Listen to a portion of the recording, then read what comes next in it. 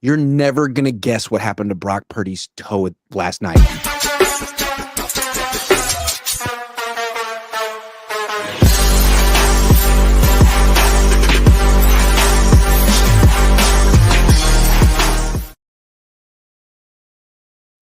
Welcome to the best 49ers show. That's Ryan G. Hensley. I'm Grant Cohn. And so yesterday the Niners lost, and before the game, they were like, Brock's fine. His toe is fine. And then after the game, they were like, no, it wasn't. His toe's fine.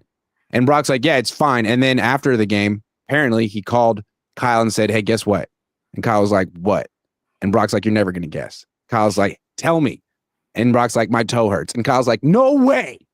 And so now they got a situation where the toe is re-aggravated. Who could have seen this coming, that playing quarterback in the NFL would lead to a re-aggravation of a turf toe injury? Looks like he may not be ready to play in this Thursday night game. Is that a disaster for the 49ers, or can they? I mean, what do you think? Oh, man. Well, toe injuries can be lingering. These things can last a season if it's not taken care of properly. So the question is, I don't even know if it's a question. If Brock Purdy had a turf toe injury, missed 2 games because of it, and then now after last night's game, it hurts again, is it really a question of whether he was even healthy in the first place and should have not played? Like, I think that's pretty obvious, right? Like, if it hurts now after yesterday's game, that probably means it wasn't completely healed and he probably shouldn't have played in the first place. Yeah. What did Brock Purdy say on Thursday, the last press conference he had before the game? He said, if I'm out there, I want to be Brock Purdy. I don't want to be thinking about anything else. Did he look like Brock Purdy? Did he look like he was thinking about anything else? I mean, Kyle was asked, hey, did the toe affect his throwing mechanics? Because as you said, he was all over the place. Kyle's like, well, I don't know. A lot of things can affect throwing mechanics and accuracy. Okay. I don't know. It seemed like Brock was almost had like a cry for help on Thursday. Like, hey, man, they're going to make me play in this game, and I don't think it's a good idea, but they pay me a lot of money, and I can't really say no. Yeah. I mean, that's what it seems like. And based on the track record and the history of the 49ers and injury, a mismanagement of an injury doesn't really seem out of character or surprising, unfortunately. And it looks like Mac Jones. But Mac Jones is hurt, right? Like, is his knee? Yeah, Mac Jones is hurt too. I mean, he's vows to play through it, just like Brock is trying to play through his injury. But this is a Kyle Shanahan issue ever since, RG3 got destroyed. Well, an immobile quarterback, or is it immobile? Immobile quarterback with a knee injury is probably in a better position to play the way he normally plays than a mobile quarterback with a toe injury. That's a good point. So, if Brock Purdy can't go and it's Mac Jones, he'll probably be in better shape to play on Thursday. Hell, maybe we need Adrian Martinez. Does he have any injuries? Maybe he's healthy. I just feel like this is so predictable, and I think we talked about it before the game last week. Kyle is making a strange gamble that he didn't have to make. It's late September, you're undefeated, and you go into last week and say on the record that it's a must-win game, and you downplay your franchise, not your starting quarterback, your franchise quarterback's turf toe injury, take him off the injury report and say it's all good and lose. And now it hurts again, and he might not be able to play against the Rams. I mean, it seems like that gamble backfired. And now not only did you lose to the Jaguars, that gamble could cost you on Thursday night. It could cost you against the Buccaneers, depending on how much time Brock misses now. And unless Kyle thinks privately that Mac Jones gives him a better chance to win, I don't know how he feels.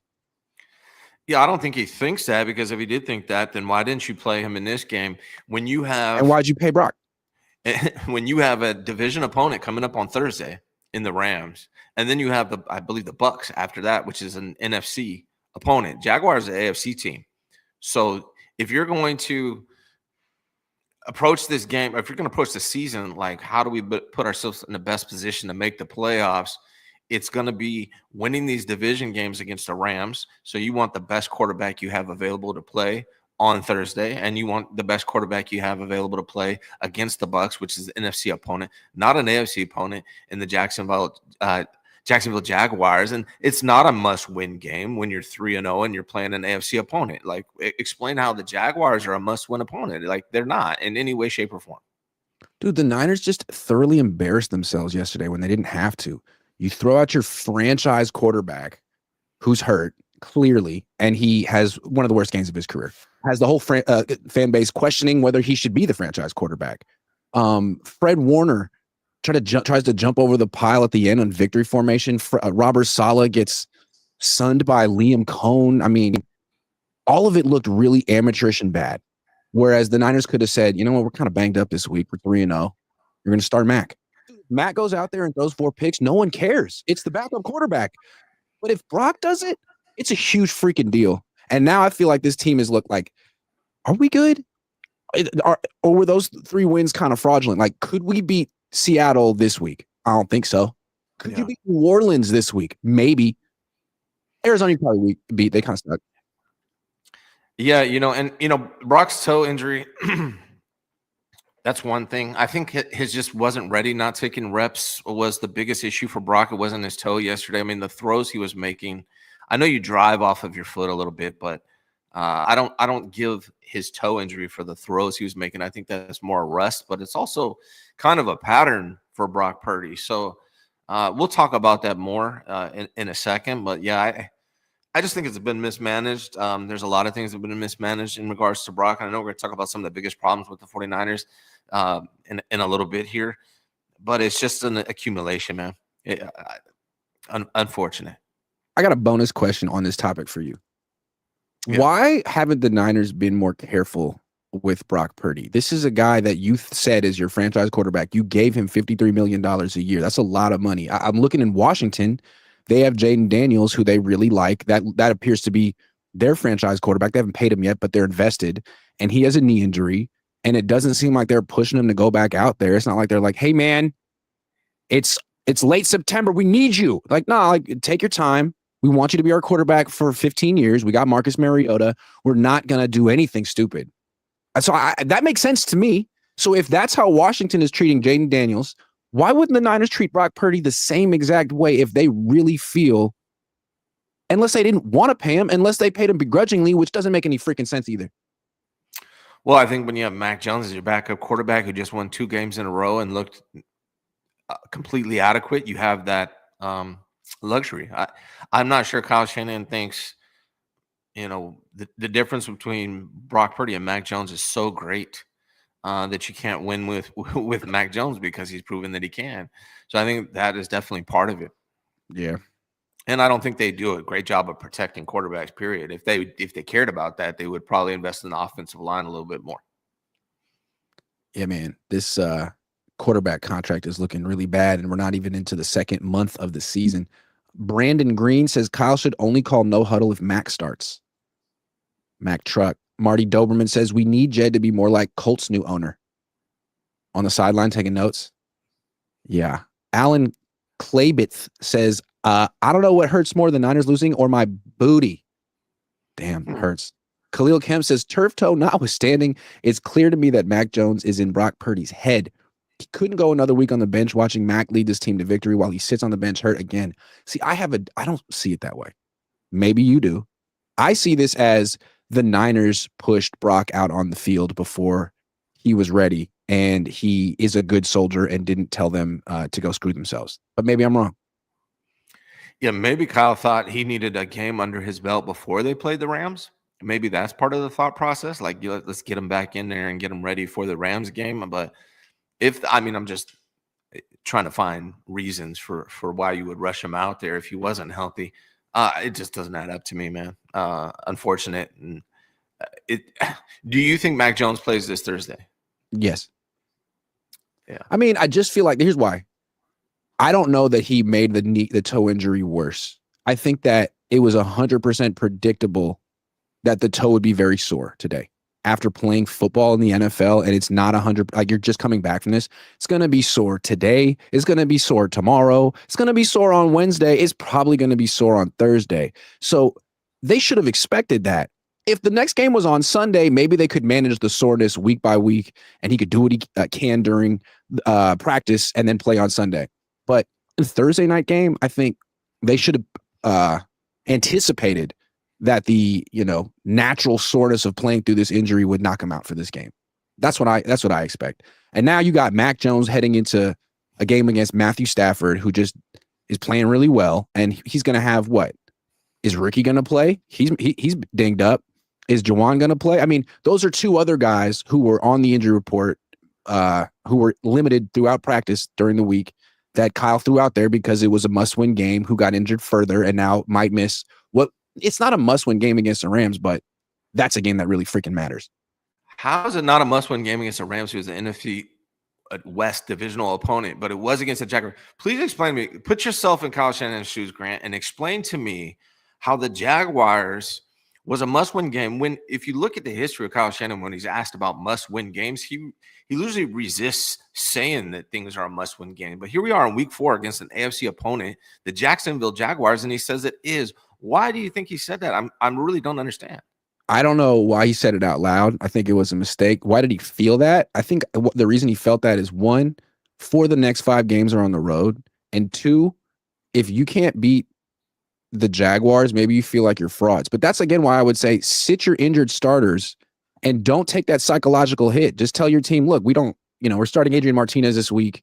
We're going to lose, but don't lose heart, because we're 3-1. And when we're healthy, we're a great team. We're just not healthy this week. We're going to be healthy against the Rams.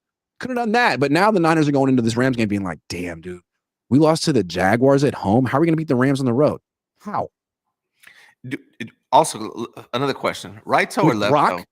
Is it the right big toe or left big toe, or is it a big toe? I guess we don't know. I'm guessing it's the right one, but I don't think we know for sure. Okay. Dave Edwards says, when was the last good offensive game from this team prior to prior Ravens Xmas game, or post Ravens Xmas game? The Cowboys game, second half, was the best game Brock Purdy's had. It was the best half of football Brock Purdy's had that I've seen in a long time. Was the last. That was before that Christmas game, though. Yeah. That's what he's saying. Yeah. I don't know. Dazza says, when's the last game Brock has looked the best player on the field? Years ago. Cowboys game. Second half of that Cowboys game. Thomas Shull says, that was a terrible play call on the last fumble. Why are we dropping back from under center with a 5'11" quarterback with lifts in his shoes? Typical Kyle. Now you're not even giving him 6 feet. That's rough. Okay, so let's talk about Brock then. What is the biggest issue with Brock Purdy right now? Is it his toe? Is it his height? Is it his turnover penchant? What would you say? I think what we've seen from Brock Purdy played well in 2022 and 2023. He did not play good last year and has not played good this year. If you look at who Brock Purdy is, really, to me, the accumulation of everything adds up to Brock Purdy being a really good game manager when he has the best roster in the NFL, which is what he had in 2022 and 2023. If you take away that roster and you give him an injured 49ers team, which we had last year, CMC-less 49ers team, and what they look like this year with all of these injuries, he becomes very Brock Purdy-ish. Like, Brock Purdy shows who Brock Purdy is. People are going to get mad about this, and I said it was my assessment of him. I thought I said Brock Purdy's dink and dunk. He's mentally not dink and dunk. His arm is dink and dunk. He has a dink and dunk arm and a gunslinger mentality, and it comes out when he doesn't have the stars around him to dump off to. That is just what it is, man. I think Brock Purdy has a gunslinger mindset and a dink and dunk arm, and when you take away Brandon Ayuk, George Kittle, when Trent Williams looks like a fraction of himself, when you start putting all these places, when CMC's lost a step and Brock thinks he has to put it on his shoulders, he starts making really, really bad decisions. I think that's what it is. Yeah, he was in the right place at the right time. He was coming in after Jimmy. Jimmy was failing. Trey wasn't picking up the offense quickly enough. He beat Trey to the punch and had people feeling like he was the only one who could run this offense. Then you get freaking Mac Jones, who's the most random, generic quarterback ever, and he just drops in and plays well. And it's like, oh, right, the system really does help these quarterbacks like it helped Brock. And I think what's interesting, yeah, he's got a toe injury, and the toe brought out like a lot of his worst performance, a lot of his worst play yesterday. But this is not just a yesterday issue. Like this has been going on with Brock way before the toe injury. Like last 19 regular season starts, going back to that Ravens game, which was supposed to be his coronation as the MVP of the league. It really wasn't. Since that game, 8-11 as a starter. He has 31 total touchdowns, 26 through the air, 5 on the ground, and 24 total turnovers, 20 picks, and 4 fumbles lost. So that's 24 turnovers in his last 19 starts. He's really becoming a turnover machine. And I don't know what to say. I think that's the issue. Like, there's more stats too. Josh Dubow put him out. I'll throw him at you real quick. First, it's losing in the fourth quarter. When Brock Purdy's trailing by 1 to 8 points in the fourth quarter, playoffs included, his passer rating is 63. He's had 26 drives, scored 9 times, and had 8 turnovers. And the Niners are 4-11 in those games. And then this is crazy too. For his career, according to Josh Dubow, AP, Brock Purdy has committed 22 of his 37 turnovers on first down. That's 60%. The league average since 2022 is 34%. So this dude, you talk about gunslinger mentality. He throws those YOLO balls on first down when you really don't have to do stuff like that. So I take your pick. And you're missing another statistic Josh Dubois put out. Brock Purdy becomes the first 49ers quarterback with 3 straight games with multiple interceptions since JT O'Sullivan. Not the company you want to keep, JT O'Sullivan. You could maybe one day get a great podcast. Shout out to JT O'Sullivan, great podcast. But as a quarterback, not the company you want to keep.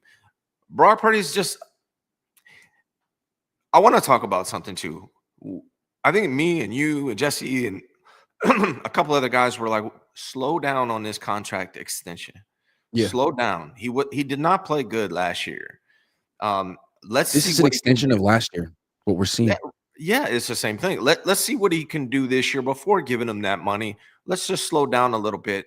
And we got cooked for it. Nobody liked that opinion. And right now, it looks like that would probably been the better step forward, is see what you can do this year, Brock. I think Brock Purdy is playing like Brock Purdy. I think he's really good when he has a ton of great talent around him, and when everything else is clicking. But when you take that away from him, he's not a $53 million quarterback. He's just not.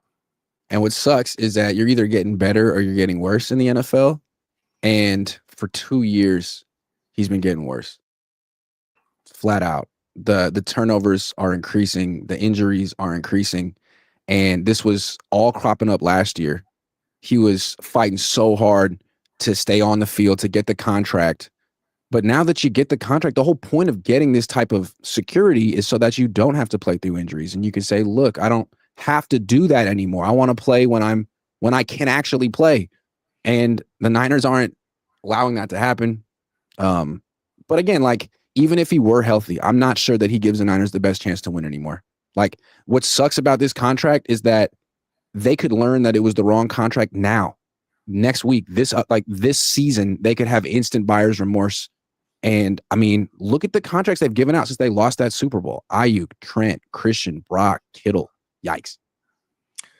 Yeah, man. It's frustrating because I feel like we're almost back. Like, I like Brock Purdy. I like him a lot as a person, as a leader. I like him as a quarterback. I like him better than Jimmy Garoppolo. I like his mobility. But it feels like we're almost in that same situation where we're stuck in a contract with a quarterback who's not that guy. And that's what it feels like right now. And I feel like that's probably what's frustrating for a lot of fans, because it's starting to come to the light that Brock Purdy, better than Jimmy, good guy, just not worth $53 million. And I think this is real quick. We've been judging Brock Purdy on $1 million a year contract. He's been paid $53 million a year now. It's different criteria. So the gloves have to come off a little bit. Yeah, and the Niners sort of enabled this because it's like he came off this down season by every metric. His decision-making was worse. He turned the ball over more and lost a lot of games. And the Niners could have said, look, we really like you. We believe in you. You're our starting quarterback, but we're not rewarding that. We're not going to make you the highest paid player in franchise history, 7th highest paid player in the league after a season like that. You actually have to have a good year. Like, Dak got paid after he was second in the MVP voting. And if you do that, We'll give you that. So it would have given him some incentive to change and to be different. But all they did was give him a contract and say, we love you, and give him some clips like, hey, we'd like you to play a little differently. Yeah, but the money says you'd like him to play the same because you rewarded him. So what does he do this year? Turns the ball over like he was last year, holds the ball a long time, gets hurt. I don't know, man. This is what you wanted him to do. It's what you paid him to do. What was the 49ers last year under Brock Purdy? I know they were 6-11, but how many? 6-9 with him. 6-9 with Brock this year, 1-1. So 7-10. They're 2-6 in their last 8 with Brock. Yeah, man. It's Brock. It is what it is. Brock's it not is that what it is. guy. And you know what? What sucks is like that. So you have that contract. What if Brock is just not the guy for a lot of reasons? And what if Mac is better than Brock? Do they just lose games because they gave Brock a contract, or do they bench Brock? I mean, really, if Brock didn't have that contract, would he have gotten benched yesterday? I mean, I think he should have gotten benched in that game. He was that bad.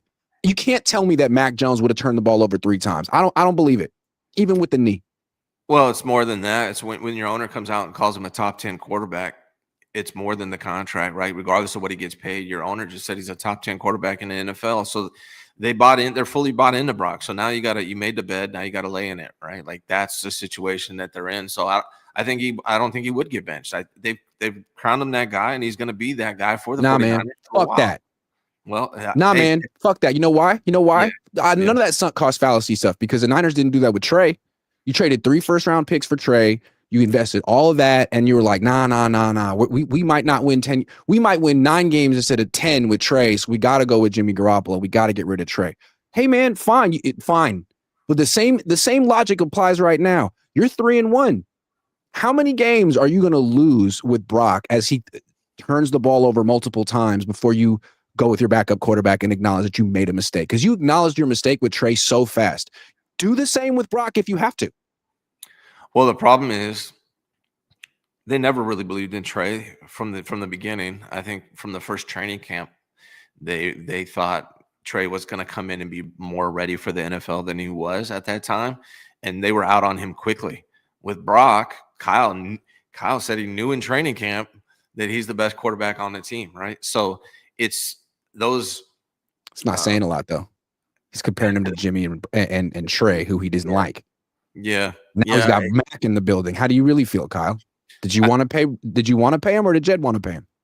I mean, here's what I've been saying for a long time about Brock Purdy. If Brock Purdy and the 49ers want to have any chance of competing for a Super Bowl, he needs the best roster in the NFL. And they had that in 2023. They still didn't have the best. They didn't have the best O-line, and they still lost. So if the 49ers really want to compete, they need all of these stars to get younger again. They need them to be healthy. And if they really want to win the thing, they need to invest in offensive line, which is not something they're going to do. That's the situation with 49ers. He's not a Josh Allen. He's not a Lamar Jackson. He's not a Patrick Mahomes. He's not even a Justin Herbert. He's not those guys. I don't even know if he's Sam Darnold. Darnold's having a better year than him. I don't even know if he's Mac Jones. Petersburg Cavalier donates $1.99. Thank you, Josh Wyatt. $5 says, can we talk about the real problem? Trent said it wasn't, but it absolutely is. The entire offense is predicated on a run game that threatens no one. Yeah, we're going to talk about that next. Hang tight. Petersburg Cavaliers comes back with the $20 super chat. Thank you. I apologize, fans. I love the Niners, but Brock never been it for me. I like strong arm quarterbacks, and Brock, Jimmy, etc. was never that. Peyton Manning and Drew Brees both didn't have the strongest arms, but did the job. Kyle likes Mac, and so do I. Mac's got a little bit of a hose. I do like that about Mac. And one thing I noticed, Mac Jones has long arms. Like he's 6'2", 6'3", but he has like his arms almost go down to his knees. Like this is the arms of like a 6'5" guy. And as a guy who played baseball, there's a reason why a lot of pitchers are big, tall guys, because they have these long levers and it's kind of effortless for them to throw with velocity. Brock has 29-inch arms. He's like Kyler. It's not effortless. He's like Tim Lincecum. He's got to get every little thing into his throws to get something on him. And yesterday he couldn't get anything on his throws, and you saw what it looked like. So I just wanted to put that. I mean, if you're in a lab, if you're in a laboratory, remember Weird Science, that movie? If you're in the lab, instead of building like a girlfriend on a computer, if you were building the ideal quarterback on a computer, it's it's a big dude, like a tall guy that can see over the line, that has a cannon for an arm like that. Yes, processing is really important, really high up there. There are a lot of intangibles that you can't measure that are really important that you don't know until you have them. But you're not going to design a quarterback that looks like Brock Purdy, size-wise, arm strength. You're not going to do that. No. Kyler V says, I thought Kyle showed some creativity in this game, hooking ladder and screen to Tonjes. When was the last time we saw that from Kyle? Yeah, I mean, you're calling trick plays. That's cool. I mean, it's not like it's fine. I like the throw to Tonjes. He needs to call more plays for Tonjes. He's been one of their better players. I'm saying Tonjes is jumping out as a guy, man. He looks really good. Dazza says Mac Jones and 2 good offensive line is better than Brock Purdy and no good offensive line. That's sort of the equation there. Jaleel D says Brock is a high-level backup. Our eyes aren't lying. That's essentially what Jimmy Garoppolo ended up being after he won so many games with the Niners. Okay, big picture. What is the biggest problem with the offense? Okay, the biggest problem with the offense, I think, is clear. I think I'm really tired of guys. And I got friends in the 49er world that do it. Stop gaslighting me and telling me this 49ers offensive line is good. The 49ers rush game is, as far as yards per rush, is 31st in the NFL. 31st. The 49ers right now are, if you combine Mac Jones and Brock Purdy, they're throwing the ball third most in the NFL, third most attempts in the NFL. Last year, they were 17th. The year before that, when they went to the Super Bowl, they were 20th. So they're passing the ball way too much. Why are they passing the ball way too much? Because they can't run the ball. And I think people need to understand, why can't they run the ball? It's the same right tackle. It's the same right guard. It's the same center.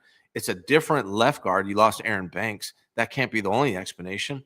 It's the same left tackle, but is it really? Trent Williams is not Trent Williams. I would be surprised if Trent Williams plays next year, because he has said that if I'm not myself, I don't want to play. And Trent Williams is not himself. Beyond that, Christian McCaffrey has lost a step. A lot of people gave you and Jesse a lot of heat in training camp for saying that it looks like Christian McCaffrey has lost a step. He has 100% absolutely lost a step.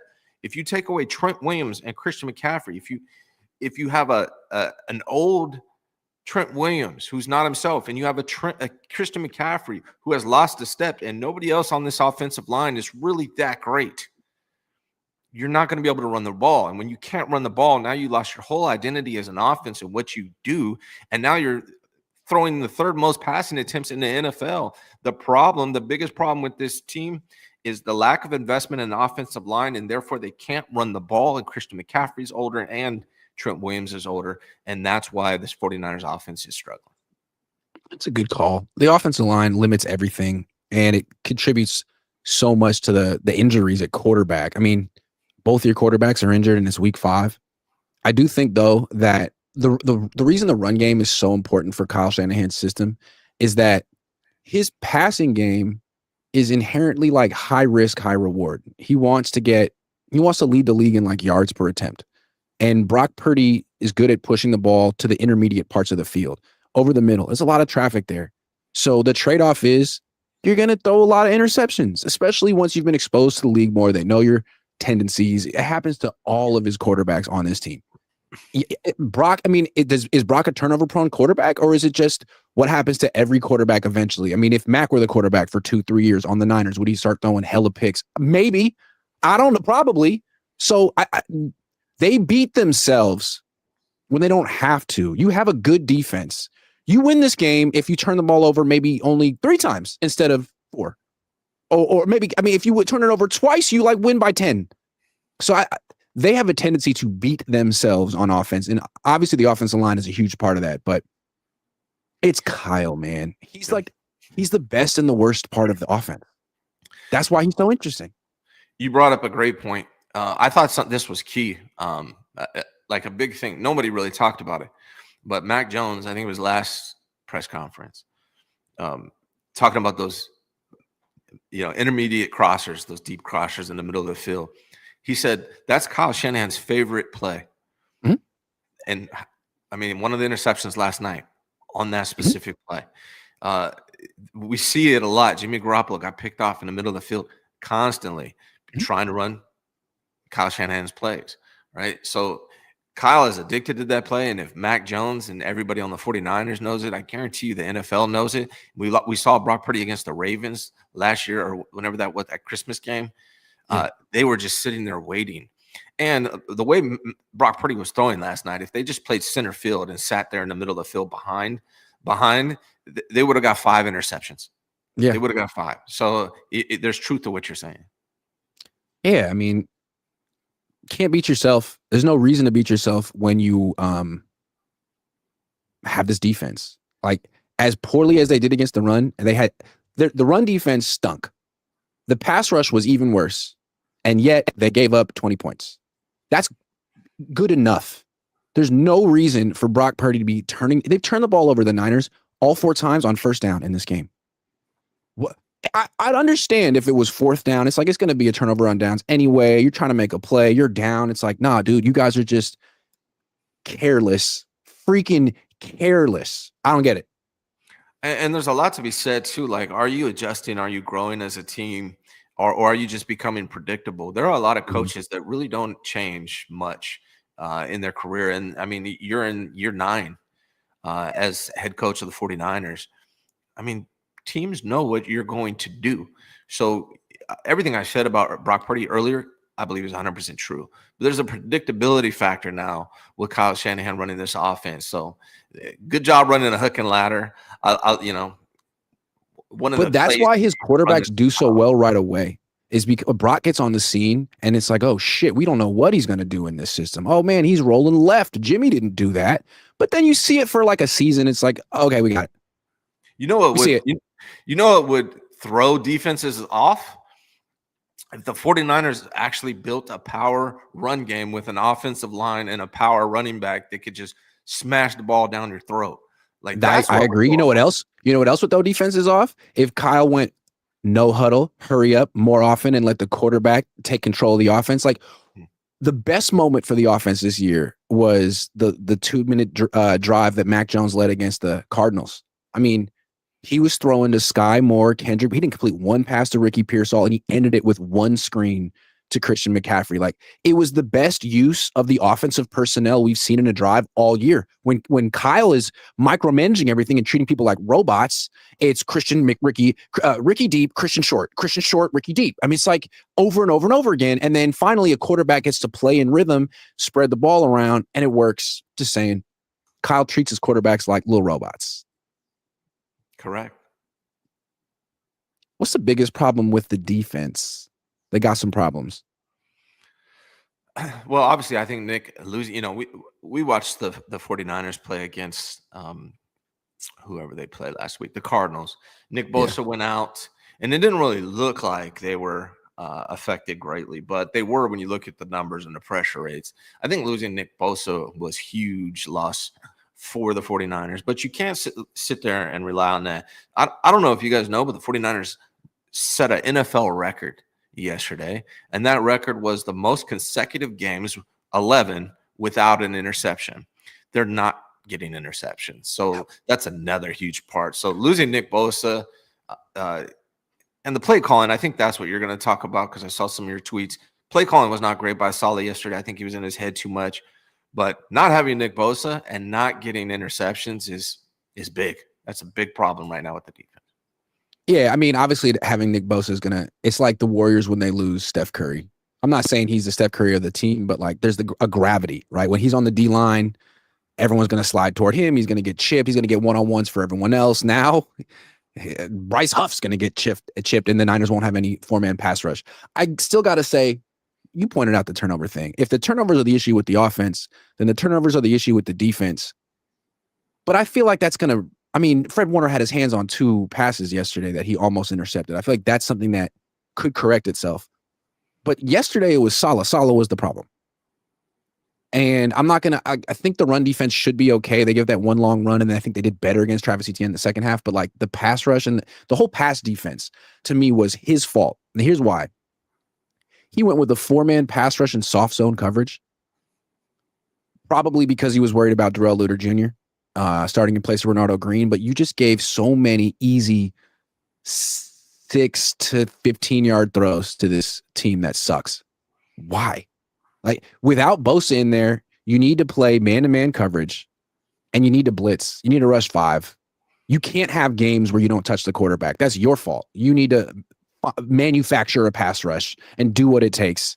And you got to live with, if you give up a couple long passes because you played man-to-man coverage, so be it. You can't just do this death by 1,000 paper cuts and let Trevor Lawrence look like freaking Joe Burrow. You can't do that. Yeah, I think when it comes to Robert Saleh, I think yesterday was a fluky game for him. I think he overcompensated for the loss of Nick Bosa and was being extremely cautious. I also think the whole sign stealing, I'm going against the guy who got the job I kind of wanted, that whole dynamic kind of got Robert Saleh's head a little bit. And I think he'll adjust, and I think he'll be fine in games moving forward. But I really do think he didn't call a great game yesterday. And I think a lot of it is because he was in his head on the whole sign stealing, going against the Jaguars who didn't hire me thing, and Nick Bosa's absent. I think all that kind of accumulated into his head, and he overthought everything. I think he just needs to get back to what he does, which is manufacture pressure on the quarterback. I think Robert Saleh is great at that, and I think this team will bounce back in that regard defensively.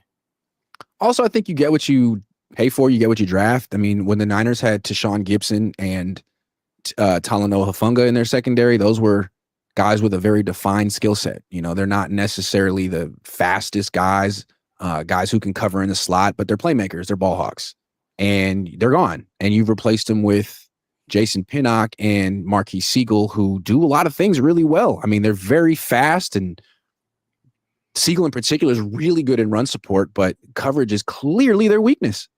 And your one playmaker is Lenore. You don't have him in the slot anymore, so he's kind of being wasted on the edge where people avoid him.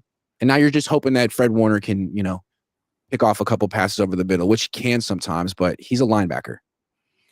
I think the 49ers defense will end up being top 10 at the end of the year, even without Nick Bosa. I do believe that.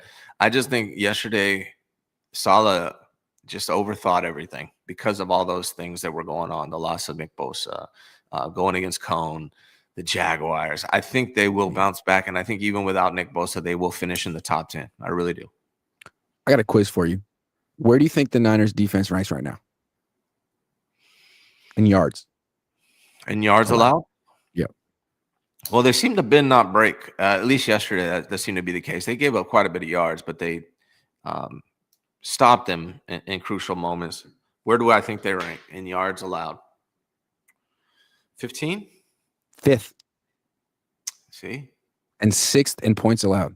So look, they're a pretty good defense, even without Nick Bosa. They gave up 17 the first half against the Jaguars. That's embarrassing. Then came back in the second half and gave up 3. Still a good defense. They definitely have their stuff together more than the offense. And we obviously saw what not having Bosa is going to do to it. It's not going to be as good without Bosa. Clearly, it's going to be significantly worse. And there's nothing they can really do about that. The way they pick up the slack, supposedly, is on offense. That was always the idea. You have so much money and assets invested in that side of the ball. The head coach is an offensive guru, apparently. That's where you got to make up the difference. And they turned the ball over 4 times on first down yesterday. Yeah. Yeah, it's strange that Kyle Shanahan was hired because of his offensive mindset, and people call him an offensive genius, but the identity of the 49ers outside of maybe 2023 has always been defense. Always. Jerron Anthony says, Grant, you've been saying this since training camp on Brock's interceptions. Yeah, practice how you play. Brock is Jimmy G 2.0 again, and Mac brings more rhythm to the offense. Can Kyle wake the F up? Well, I think we're going to see Mac get thrown to the wolves against the dude. That's going to be bad, man. Whew. Jared Verse, Byron. God, man. Kyle's really going to get all of his quarterbacks hurt by way before Halloween. Come on, Kyle. Joseph Wells says, if Mac beats the Rams, how do you go back to Brock? Yeah, there's that too. Man, that's a lot of stake. Yeah, life comes at you fast. Man, I don't expect him to win that game, though. Damn. Could, though. Robert Johnny says, this franchise hasn't known how to fill the quarterback position properly in 2.5 decades. All caps. That's actually true, Robert Johnny. And you know what? Just to get back to it, the Niners started 3-0 for the last comment. The Niners started 3-0. There's a good chance they end up 3-3 after they play the Rams and the Bucks. Also, I like this comment too because this is the franchise of Joe Montana and Steve Young. And I think the Yorks are so desperate to replace them and have the next line in like of great quarterbacks. But Montana and Young weren't instant successes. Montana wasn't really special until his third year. He didn't start right away. He kind of struggled early on. Steve Young was a failure and had to back up Montana for years and wasn't necessarily like great when he played with the Niners at first. I feel like the Yorks keep falling for these like instant successes. Oh, Jimmy wins his first 5 games. He must be great. Brock goes to the NFC Championship game, and in his first 7 games, he must be great. Colin Kaepernick goes to the Super Bowl in his first night. He must be great. Like, why don't you chill? Yeah. Slow down. I tried to slow it down with Brock, and I'm going to slow it down even more on whoever the next guy is. Let's say the next guy is Mac, and he has a good month. Chill. We've seen this before. He could have a hot stretch. Doesn't mean he's your franchise quarterback or he should be your quarterback next year. You should give him a big contract. But it's nice that he's doing well now. Yeah, I like Mac Jones. I don't think he's that guy either. I really don't. No. I think all Mac proves is that a lot of people could do this. No offense, Mac. Correct. Daniel Jones could do this. Correct. Sam Darnold could have been pretty good in this freaking team. Yep. Same. Daza says, are the intermediate middle of the field throws Kyle's favorite, or have they become Kyle's favorite because the Niners quarterbacks don't have the arm to make the big throws? No, they're Kyle's favorite. He wants to do the play action pass over the middle, 15-yard in breaker. To me, I think he likes it because it leads to high yards per attempt. It's a high percentage throw. It's right over the middle. You should hit that 70% of the time and get a lot of yards. The only downside is picks, and he can just blame the quarterback. It's a high percentage interception rate when you throw through the middle of the field too. That's the other thing about it, which is sketch. Like if you hit it, fantastic. If you miss it, it's a turnover often. Not good. Not good. SGA Sports, been a member for 5 months. Thank you very much, Shardal. Love you, man. Khalil Camp says, it's high time we all admit the truth about this team. We've gone as far as we can go with Kyle, and we're never going to win with him as head coach. I mean, if you can build an amazing roster again, get to the freaking shoot. I mean, the percentages are low, Khalil. I'll say that. The chances are low. His red zone offense sucks. And I feel like it sucks for a long time. And his whole thing was like, oh, we can just give the ball to Christian in the red zone. And that worked. And now it doesn't anymore. They haven't had a rushing touchdown all season, and they're the only team in the NFL that can say that. And I like Ricky a lot. Ricky's a hell of a receiver. Really a good receiver. He does nothing for you in the red zone. Nothing. Yeah, man. They need it. They need to find a Terrell Owens. They need Kittle back. Not easy to come by. T.O. Yeah. Maybe get Tariq. It's Nick for real says every drop back, Brock holds the ball too long. It's starting to feel like he doesn't have that rhythm he used to have and that Mac had at least for a couple weeks. Sucker Free says, Grant, do you think that Saleh should pull Kyle to the side, confront him about his offense? Kyle needs Saleh more than Saleh does. Yeah, man, punch him in the face, Kyle. I'm just kidding. That would not work out well. Tell him he's a sign stealer. See what happens. Team chemistry. The only person that can do that would be Jed or maybe John. Yeah, agree. Draco says, playing Luter 5 yards off the wide receiver when especially is man-to-man, okie dokie. Yeah, I didn't like that, man. I didn't like that at all. I had a problem with that. Yeah, and I didn't really notice. Saleh would say, we didn't give up any explosives of the year, and we only give up 20 points. All right. But you had no turnovers, and you can't get turnovers if you're playing that freaking soft. I feel like they even had I'd have to go back and watch, but I feel like even Diamador Lenore was playing off a little bit more than he usually does. Yep. Dazza says Kyle's been to the precipice, and then he chokes. That is true. Christian Ayala says, would it even make sense to make a move at the trade deadline? We don't know how good this team is. They might not be good. See what happens after they play the Rams and the Bucks and where they're at. Yeah, let's see if they can beat the Falcons. Again, for the next 5 games on the road, this is kind of a brutal stretch. If they have a tough stretch of their schedule, it's right now. S-Dot said his red zone offense sucks. Reiterating. Yeah, reiterating. It really does. His offense just doesn't seem to have the creativity it had a few years ago when he had a lot of people working with him. Now it's sort of him and Clay Kubiak, and it's not great. Okay, but let's go big picture, though. Bigger picture. Biggest. picture? What's the biggest problem with this team? I think injury is the main one, but I'm going to throw out a different one just because we all know it. Injury is the biggest problem with this team. They're constantly injured. But I really just honestly believe it is the philosophy of Kyle Shanahan and John Lynch and their prioritization of the offensive line. All the issues that they're going through right now would improve if they had just a really just stout, top-notch offensive line. Their run game would be better if they had a good offensive line. Their red zone efficiency would be better if they had a good offensive line. Brock Purdy and Mac Jones would be better if they had a good offensive line.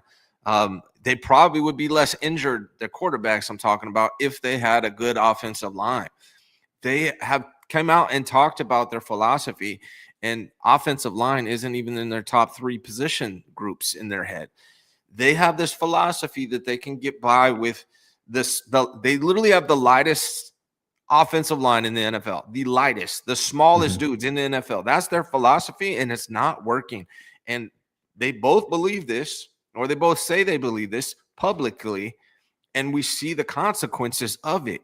If you give that 2019 and 2023 team a better offensive line, they probably are Super Bowl champions right now. And you can really see it right now on this team. They struggle. Their biggest problem outside of injury is just they don't prioritize the offensive line. And I'm tired of people gaslighting me with BS statistics. We have eyes. We can see. You can't punch it in on the goal line because you got a bunch of slim, skinny dudes on this O-line. And then with Trent Williams dropping off, forget about it. Forget about it. They're so arrogant about it too. Like every offseason, people are like, this is the year they got to get offensive linemen. And they're like, oh, what? You want us to address our offensive line? Okay, we will. In the 7th round, we took a guard, and he's great. Like, okay, well, no, he's not. And what about the offensive tackle? And, we got Ben Barch. We really like him. Okay, well, he's hurt, and now you're starting Colby. Maybe if you would spend one of your, maybe it's your 2nd round pick on a guard.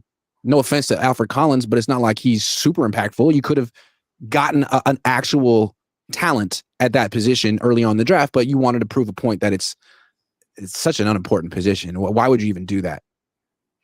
I mean, there's countless examples of offensive linemen that are in this league that the 49ers passed over so they can get the guys like Cam Latu and Jake Moody and players like that. They passed on good offensive linemen that are starters in this league to get those kind of players.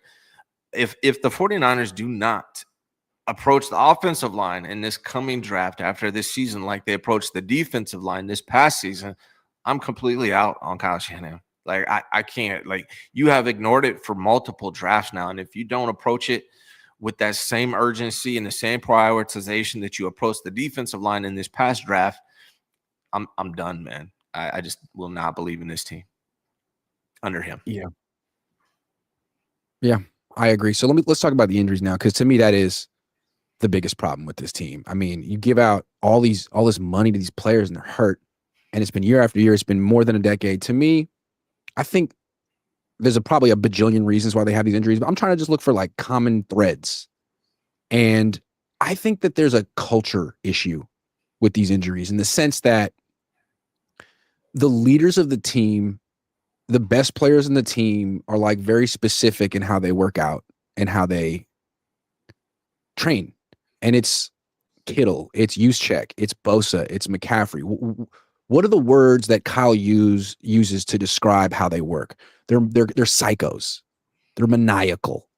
They never stop. So I think there's a culture of, if you want to be great on this team, it's not like do it like Trent. Trent's the aberration. He doesn't even try. He's the best, or was. You have to be maniacal. You have to work super freaking hard. You have to have 6% body fat. So I think you have a lot of guys who maybe overtrain. And I think you have guys who mean well, work their asses off, but there are these guys who got to this position in the NFL by overtraining, mid-round picks who weren't expected to be great, kind of like John Lynch. John Lynch was a 3rd round pick, and he was a maniacal worker and ended up working himself into a Hall of Fame career, just like George Kittle, just like Fred Warner. Nick Bosa was a top pick, but he works like that. McCaffrey works like that. And I think you got a bunch of guys who are, flirting with disaster every time they work out and play because there's not a lot of wiggle room. I'm not using words correctly, but you know what I'm saying. Yeah, I do know what you're saying. It's hard. You're around this team. You're in the locker room. You're around them way more than I am. It's hard for me to nail down why it is a thing. But what we do know is it is a thing.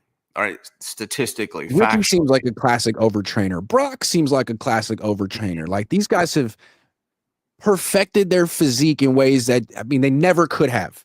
It's not like Mac Jones isn't an overtrainer, but a lot of these guys are. Well, what I was going to say is that I don't know what it is that they're doing, but whatever the hell it is they're doing, they need to flip it on its back and do the exact opposite, because you're seeing a pattern forming here, and the definition of his insanity is doing the same thing over and over and expecting different results. So fire your head trainer. Whatever your head trainer was having you do the opposite. Study the teams that seem to be more healthy on a regular basis and do what they're doing. But what you cannot do is do the same thing and expect different results. That much I know. Players you're bringing in, it's the culture you set. You guys have been here for 9, going on 10 years. At a certain point, Jed York has to look at John and Kyle and ask them, why is this an issue year after year, and decide whether their answer is satisfactory. Because I'm starting to think that this is an issue that's going to derail like 3 out of 4 seasons or more. And it's an issue that they're always going to fall back on. Well, we had injuries this year. Well, you have injuries every year. And it seems like this injury issue is an issue for every team in the NFL because that's, the sport, but it's a bigger issue for you, clearly, year after year. So if you can't fix it, I got to fire you guys and find someone else who will have a more compelling solution when I talk to them about it. Yeah, man, it almost seems like a regime change is needed soon. And unfortunately, I think it's something that works against them this year, against the regime change, having such a weak schedule. I was looking at the schedule. I don't think this 49ers team is great. I don't think they're a Super Bowl contender, but I still think they can go 9, 10, 11 wins just because of the schedule that they have. But it's kind of fool's gold, right? It makes you think, hey, we won 9, 10, 11 games this year. We're good. But then what's going to happen is next year they got to play these AFC West opponents, and they're going to really struggle. At some point, I think they actually need to just kind of reset. I do think the defense is good, even though it's not going to be as good as it could have been with Bosa. The special team still sucks, even though they have a better kicker. We learned that. And I think the offense could be good if they ever got healthy, but I don't know that it ever will. Because the offensive line is banged up and stinks, which means the quarterbacks are constantly banged up. The wide receivers are constantly banged up. Kittle, when is he coming back, and what will he be when he comes back? I mean, there's a world where this offense is good, but I just don't know if it's ever going to come together. It's not this world. When you're 31st in yards per carry and you're the 49ers, like, what are you going to do? Do you have the quarterback that's just going to put together this elite passing game? Do you have the receivers that can work in harmony with him? Do you have the offensive line that can protect you to do that? You don't have any of those things. I don't see this offense as being good this year, and that's going to be a problem. And that's why they'll probably win 9, 10, 11 games, and then they're going to get beat by a really good team in the playoffs. Then they're going to come back next year and face some really tough opponents, and it's going to be more transparent, I think. All right. Well, I think that's a good segue into Prize Pig Land. Let's see what we think the Niners are going to do. Oh, just Rams? That's cold. That's cold. Prize Picks doesn't want to even talk about the Niners right now because they're so bad. So let's just do some Rams for now. Matthew Stafford, 248.5 against a Bosa-less defense on Thursday night. Ooh, he went for 375 against Indy yesterday.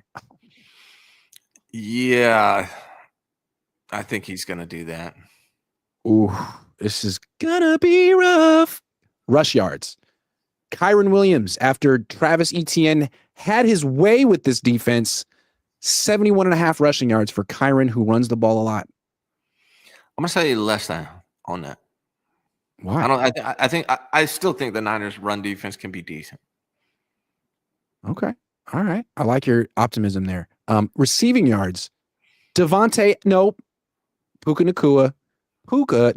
He went for 170 on Sunday and 112 the week before that. 98.5 for Puka. Who's going to be on Puka? That's going to be my guy Demo. I would think that the Rams would not do that matchup that much. All right. I'm If it was more Demo, like, Demo all day, every day, I would say no. But if the Rams are smart enough not to do that, I'm going to say yes. Okay. More than.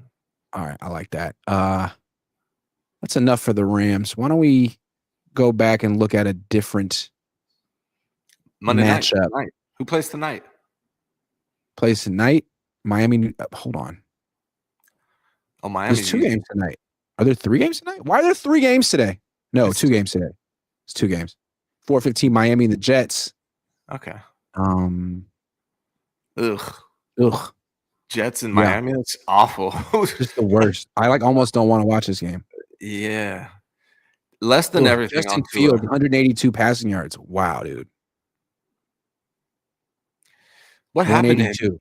What happened to him in the last game? He got hurt or something? I got hurt or something. Yeah, I don't want to bet on Fields because I don't know what's going on with him. All right. How about Tua, who's just bad? Less than.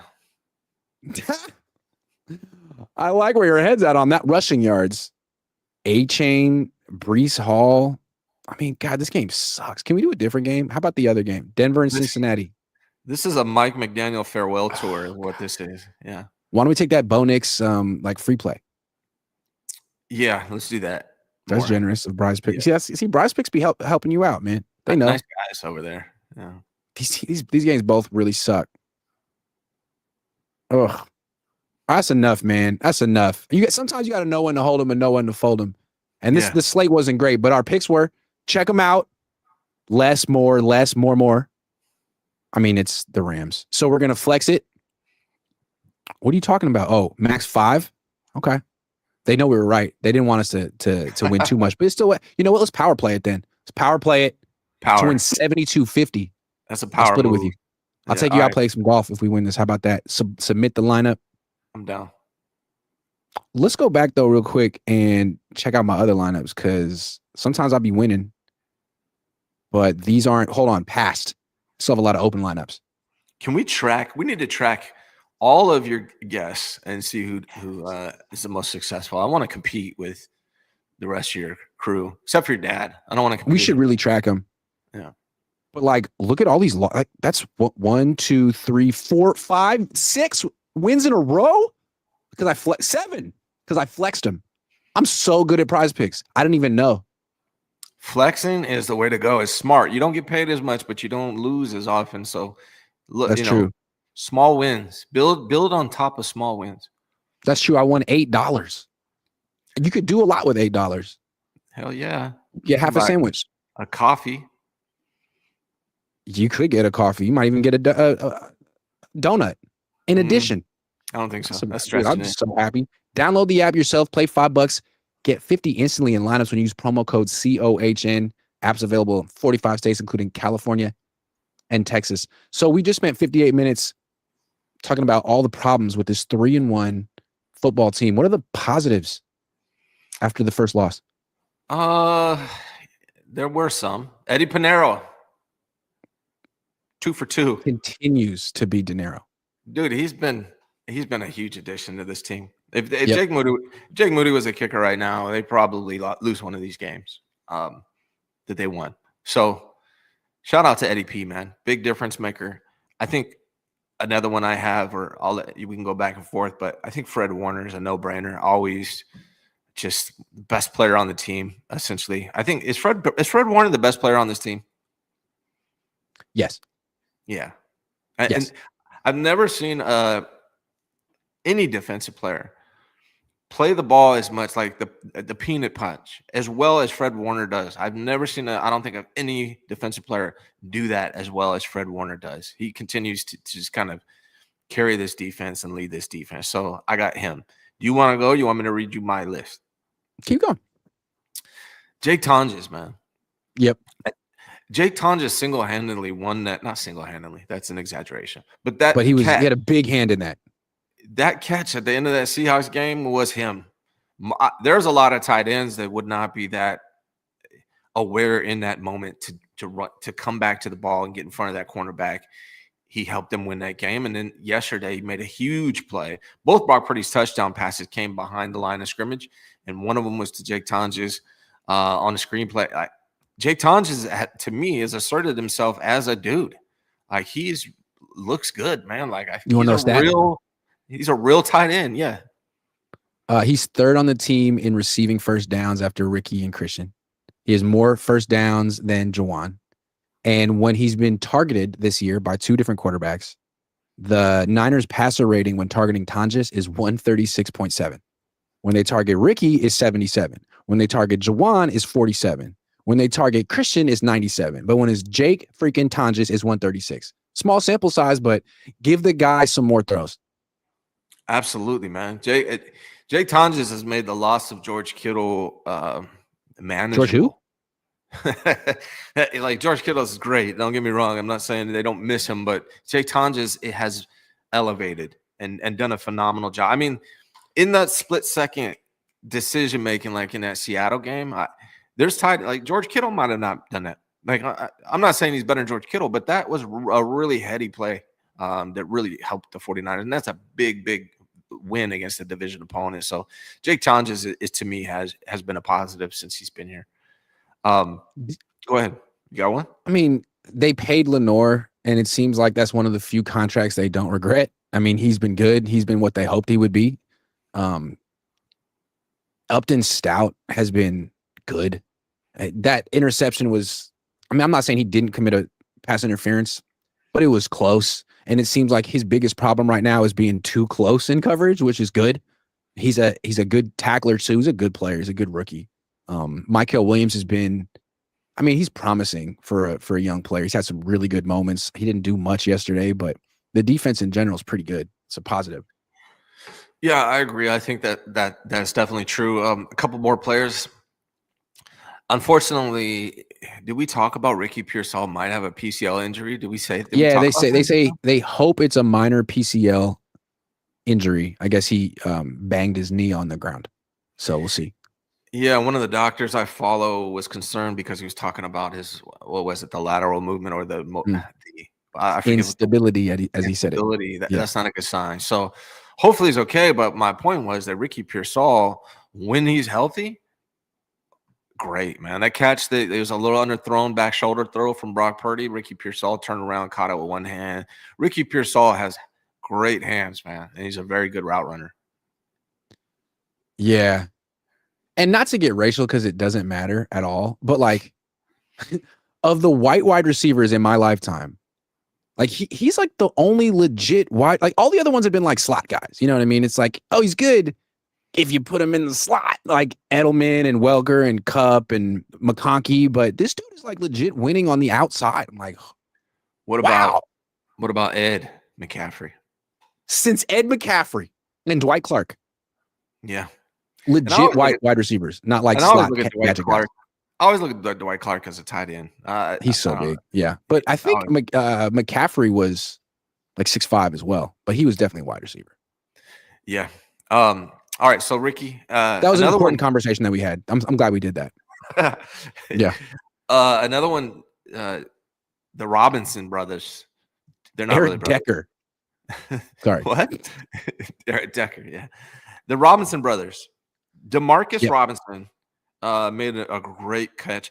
Also, Brock, you got to get these balls down, man. You're going to get these guys hurt, dude. You threw a couple hospital balls. Juwan Jennings had one. DeMarcus Robinson had one. But DeMarcus Robinson, I think, is going to be a big factor, especially if Ricky Pearsall is not healthy moving forward. And then Brian Robinson Jr., whenever he gets an opportunity, which is not very often, he capitalizes. And he looks more explosive than Christian in the running game, and he's done a good job. So the Robinson brothers, they're not brothers. And I know it's been a week, and we haven't seen him, but Mac Jones, they have a good backup quarterback who could maybe be a starting quarterback for them if they had the right pieces around him, players around him. That's always nice because last year they did not have that, and it cost them. Yeah. So, I got another positive.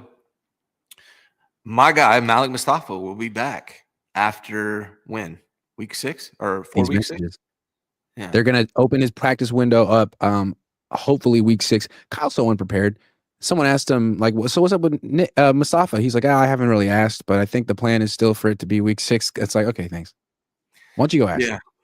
Yeah, he can technically come off IR now, tomorrow, but being that the Rams game is Thursday, I think that's why you can expect him to be available hopefully in week 6. Owen Stoddard says tight end production hasn't really dropped since Kittle being out. He's a better blocker, but in the receiving game, Jake is doing great.